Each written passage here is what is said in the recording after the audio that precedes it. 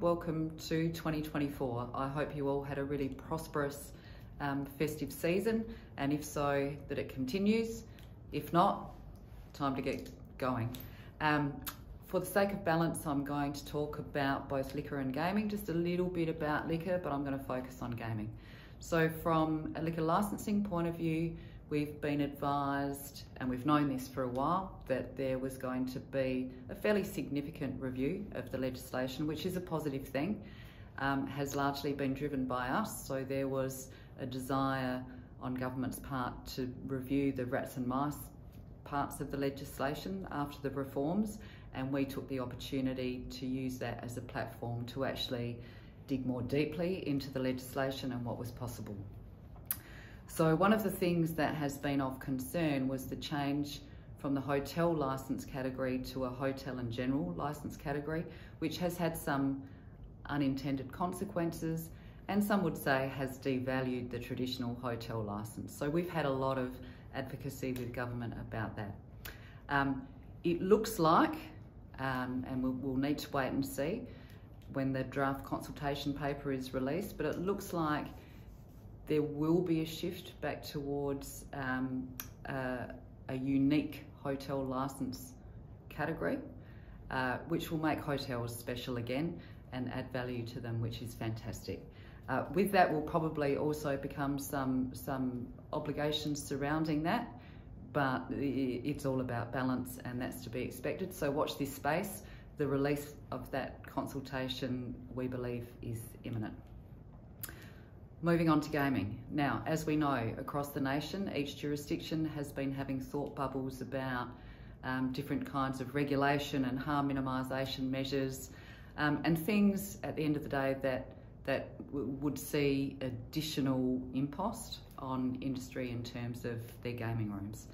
At the end of last year, at the last minute, I was invited to go to Tasmania and speak to the Premier's office and some staff there about the everything that we have in place here, given that we are seen as leading the nation in terms of harm minimisation and regulation in that space. So you'll know that some time ago, the Tasmanian government put up a proposal about mandatory pre-commitment in gaming rooms, carded play, and prescribed default limits, and that was spoken about for a while. There was also some discussions in both New South Wales and Victoria off the back of that about proposals that they would introduce that were increasing the regulation and harm minimisation measures, and to a large degree a lot of that was simply catch up to what we had here. So as I said, I was over there at the very end of last year and had a fantastic meeting with them, with government there, and spoke to them about the suite of measures that we have here. So for example, we're the only, well, I think New South Wales and Victoria are now looking at introducing facial recognition technology, but not in the same way that we have.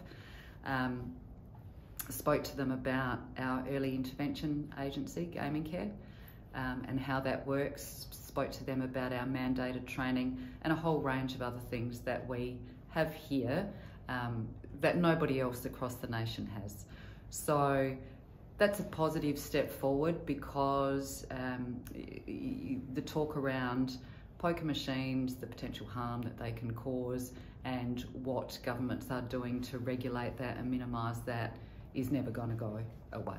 So watch this space. We'll keep you up to date. There's a lot of stuff about to come through this year. Haven't got time to talk about it now. I know that David's probably spoken about a whole range of topical issues at the moment, and encourage you to look at his article. Might like to look at mine as well. But happy trading, enjoy the new year, and see you soon.